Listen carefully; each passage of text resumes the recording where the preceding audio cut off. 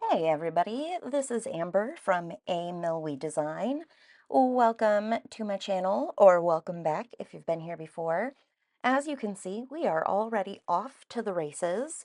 I am doing a voiceover on top of, I think, an 8x speed video because I did a lot of stuff and it took a long time and it was repetitive and you didn't need to see it on normal speed for you to understand what I'm doing. Anyway, I have two different areas that I work on or work in. And one is a messier, paintier area, and that is this one here. And I typically keep it covered with a piece of butcher paper, just so I don't want to say protect the surface underneath. It's already very painty and ruined. It's kind of like make the surface underneath even slightly less bad. I don't know. Um, I think I like having a clean looking surface when I can manage it. I also like the ability to wipe brushes off before I put them in water, especially watercolor, like just trying to keep them from dirtying up the water too much. It's a great place to test things, etc. But then when the paper gets too messy, I take it off and replace it. And I don't want to waste it because I have marks on there and paint and interesting things. So what you're seeing here is my attempt to take the piece of paper that I have and turn it into something interesting. When I started, I didn't know what I wanted to do with it. At some point during this process, I determined I want to turn it into a book. But it took me a while to get there, so who knows. Right now I am just adding marks and colors all over. So you can see I stamped some handmade stamps at the beginning. I used some acrylic ink. I used some mark making tools, various water soluble supplies, sprayed things with water. I mean, we're getting super messy. I've now gone over with gesso. I'm using that to activate some of the water soluble stuff. You can see my cat tried to jump up there and I managed to move her before she got paint all in her fur and feet. Go me. And so I'm just really trying to play. And I really love it. I get to work larger than I normally do. I have a small working space. And so even the stuff that I consider large is still, like 24 inches maximum, usually more like 16, I think is kind of what I consider big. And this is kind of a 2-ish by 2-ish feet. Um, and so I just like, this is the freest I think I probably ever get because it really does feel like I'm just trying to salvage trash. So I don't even have a hope of this needing to become anything at all. And that means I really can just put stuff down, move it around, and see what happens. At this point, I realized that I added more gesso than I probably meant to. I should have pulled some of it back with a rag or a wipe of some kind. But yeah, ooh, my skewer. That's how you know I'm ready to play because I've got some sort of bamboo skewer, chopstick, scraping through wet paint. That is always a sign of a good time. It looks like I added some acrylic ink and did that again. I've got these spray acrylics that I love. The spray bottle always gets clogged, but I'll try and put in the description box what I used. I found them when I was looking, I think, at distress sprays at one point, and they're really fun to use. I moved them into a different spray bottle, and so far that one hasn't clogged, so I'm hoping that I can use them, but I love spray. I also Smushing paper down over top of wet paper is one of my all-time very favorite techniques, and usually results in really interesting collage papers. They're grungy and unpredictable, and I don't pay attention to what colors are already on the paper. If I smoosh it down, onto something that was water soluble, excuse me, and then smush it down on something again later. Sometimes the water soluble stuff reactivates. That's really cool. So here we are. I let the paper dry and then I cut it up, I think mostly for just ease of management because it's pretty much, again, the size of my working space. And here I am. I'm going to just start adding collage to the back. I don't think at this point I realized that I wanted to make this into a book. So I knew I wanted something on the back side, but pretty much through this entire video, you will see that the back and the front of these papers don't really talk to each other. At some point, I will start adding some tissue paper collage that pulls them together a little bit, but not a lot. So when they're together in a book, the pages don't always necessarily look like they should be next door to one another. It will eventually. I will be doing other videos where I continue to work in this little art journal that I created out of this backing paper, essentially. Right now I'm using what I separate my collage papers in a couple of different ways. I separate out my tissue and translucent papers because that's my favorite stuff to work with. It's always going to be stuff, not always, it's usually stuff I put on like top layers of things when I want to be able to see layers underneath, etc. So I keep that stuff separate. I have all of my painted papers, my interesting hand painted and jelly printed papers that I want to collage with that are not tissue, not translucent.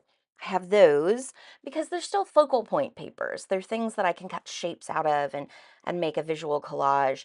And then there's all of the other paper that at some point has entered my studio, and it's not necessarily pretty or interesting in the collage paper sense, but it's still paper. So that stuff I put into its own separate bin, and those are papers I just use for underlayers like this.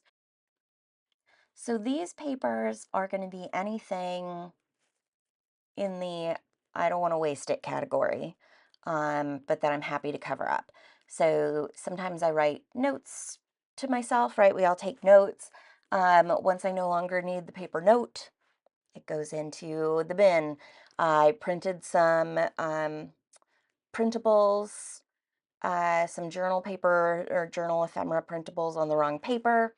That went into the bin. I'm pretty sure that a lot of these book pages are from books with rather outdated ideas or poetry I don't like. Because I bought a poetry anthology at one point thinking this is going to be great. Like, who isn't going to want, all of this wonderful poetry in collages? And then I realized that, like, whoever put this anthology together has a very different idea of great poetry than I do. It's also just more like there's entire sections and themes that I don't personally enjoy. So anytime I really didn't like that poetry, that went in the bin. So looks like I've got some lined paper here. I'm not sure why or how that ended up in the bin. Doesn't matter. These are all of these early layers. And I'm using here a mix of matte gel medium. That's what's in the little jar there. And fluid matte medium. Matte gel seemed to be a lot better for adhering papers to this surface. Usually if the paper's fairly lightweight, like text weight paper or less, I prefer to use fluid matte medium because I use that stuff for just about everything, and I often work with fairly thin collage paper, and I have a ton of it, and so that's just my go-to. I have a little bottle on my desk that's very handy, but a lot of this was better with the gel medium. So for those non-tissue papers, I was definitely using that thicker gel medium. Here's my matte medium, my fluid matte medium, and I am adhering some tissue paper. I normally save tissue paper for upper layers because that translucency allows, bottom layers to show through. But I think at this point I was pretty sure I was going to create a book, and I pulled the tissue paper and started using it both to introduce some color here, because the front of this paper that I worked on first was very colorful, but the back is all white and beige, pretty much. And so I think at this point I was like, let's get some color back in here. The tissue paper I'm using was a large, like full-size sheet of gift tissue paper that I had, and I ended up using it to pick up layers off my jelly plate. I often use tissue as a pickup layer on the gel plate, but in this one, I started doing something where if I was using a stencil and I needed to, remove a layer from the stencil before pulling a print, I would just do that onto this tissue paper and then set it aside.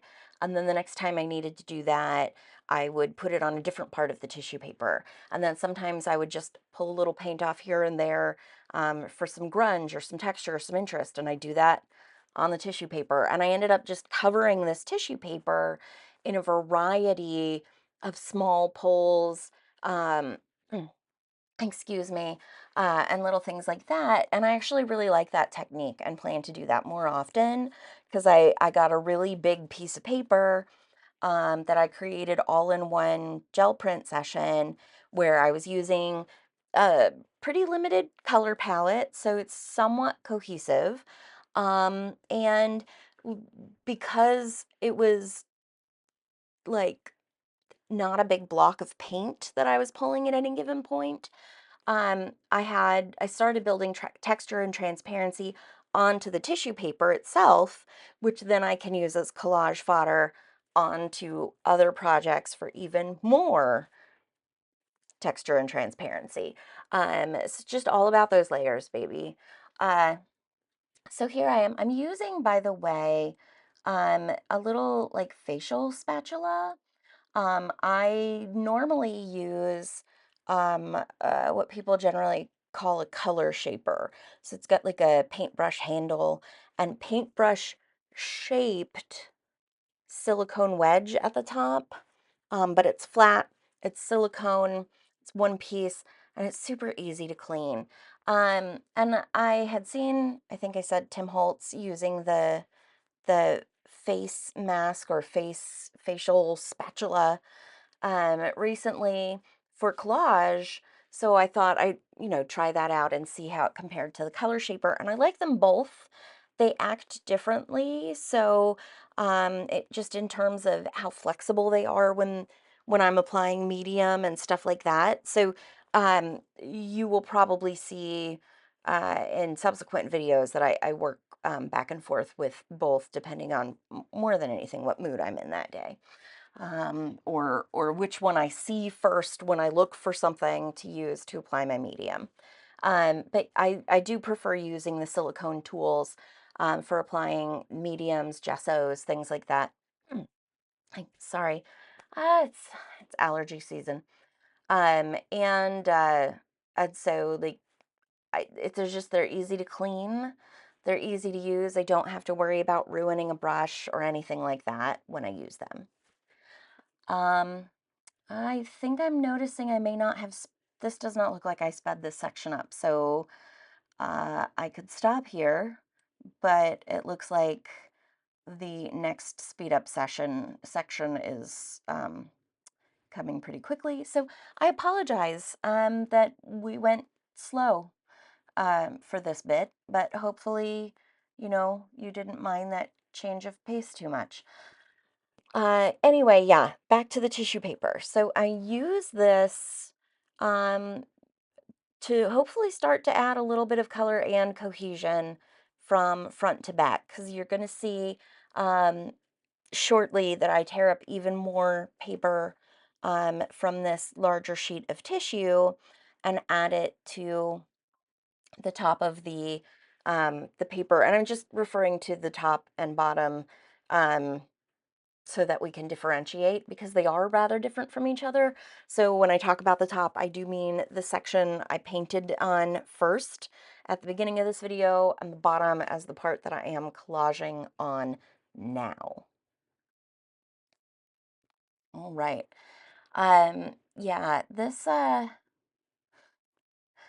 this paper is really interesting. I'm excited to cover more of it up. I honestly, I think when I first saw the butcher paper in the store, it looked like it was going to be sort of pink. And it is. It's like a pinky brown. It's maybe more of a like a terracotta kind of color. I hate it. It's this kind of color is not something I generally work with. I have been introducing more and more neutrals into my work lately. I think when I started painting um, really frequently a couple years ago, and I was just really getting an opportunity to spend a lot of time on my art. I really went hard for the color for a long time because I love color.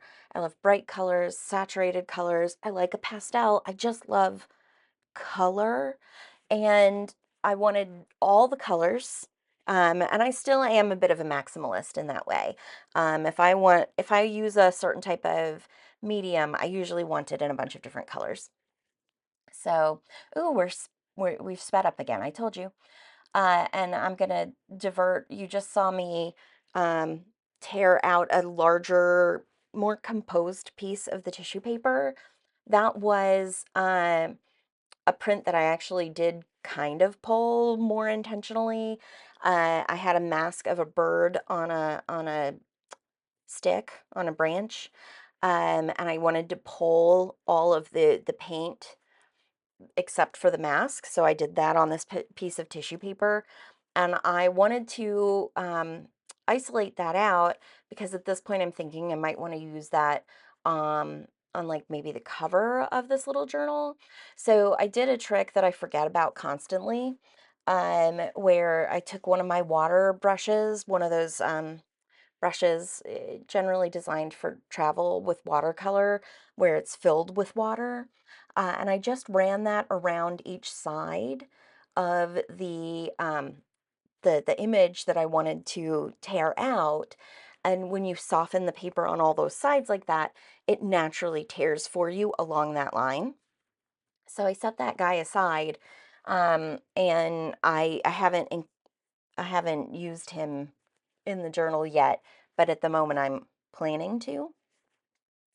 But yeah, I was very, very, very color maximalist, but I don't really love um, those sort of muted tones. So like a dusty rose, that is just, it's not me. I'm a hot pink or a, magenta or something like that. And so I've got all this paper and I just kind of desperately want to cover up most of that color because I just don't like it and I don't really feel like it goes a lot with my palette. All right, we are back to the front side of the paper. And you can see now I'm going through and adding the tissue collage.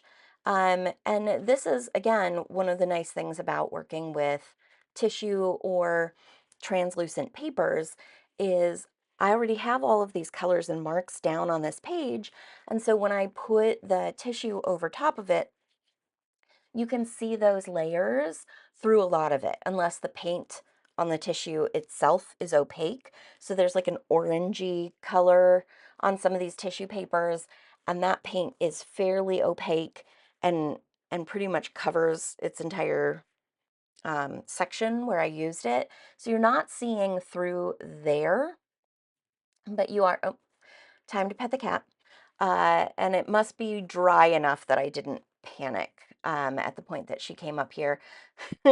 She really she gets very involved in my art, and the best thing I can do is try and keep her out of anything too wet or sticky, and put it aside and give her the attention when she wants it. So thank you for that small break for my cat Sassy. So here I am. I'm actually taking, yeah, it looks like it must have been dry-ish or dry when she came up because it's definitely dry at the stage that I'm getting in there with scissors and folding. I wouldn't have done that otherwise. And I'm cutting it into smaller sizes so I can create my book signature, essentially. So that's what I'm doing right now. A lot of times when I want to cut something in half, I will fold it and cut along the fold. Usually it works pretty neatly, but in this case, I did trim and tidy up those edges just a bit. And so I'm going to, I think, repeat it here. Yeah. And tidy up those edges as well. The book, when I create it, you'll see is quite rustic, but there's a difference between um, uneven edges and ones that are extremely jagged and look like they were poorly cut with scissors, which is what I had there. So now I'm going ahead and folding the papers so that I can get them ready to create the book signature. Um, Man, I swear I attempted to speed up all of these videos as I narrated, or so that I could talk over them at speed. Uh, but apparently some sections I somehow missed. So uh, apologies for my lax video editing, my lacking skills in that area. And thank you for sticking with me and for your patience in the slower sections. Now, I had decided here, I'm just trying to make sure that I like the order the pages are in some way. I really don't have a top or a bottom or anything else. It's really just going on vibes.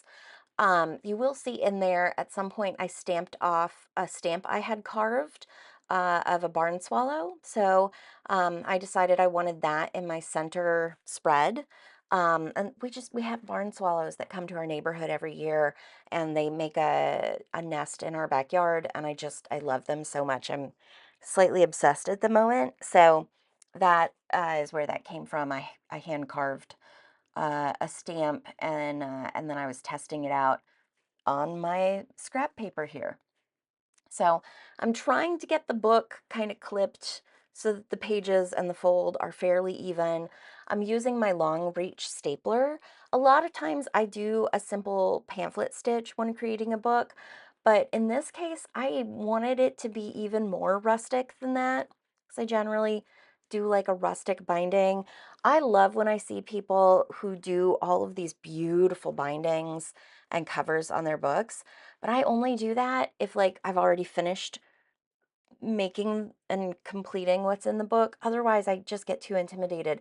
I actually practiced an accordion binding, tab binding recently, and I love it, but it's so beautiful. I haven't used the book yet because I feel freer when the book itself isn't pretty or special in any way, as you can see here.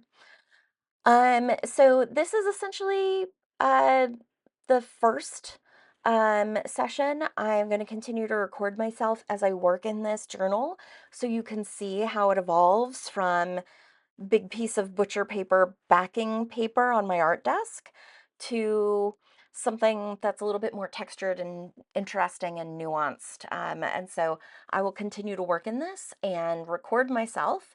Uh, Sometimes I forget to hit record, but I'm going to try really hard so that you can follow along and see how it goes.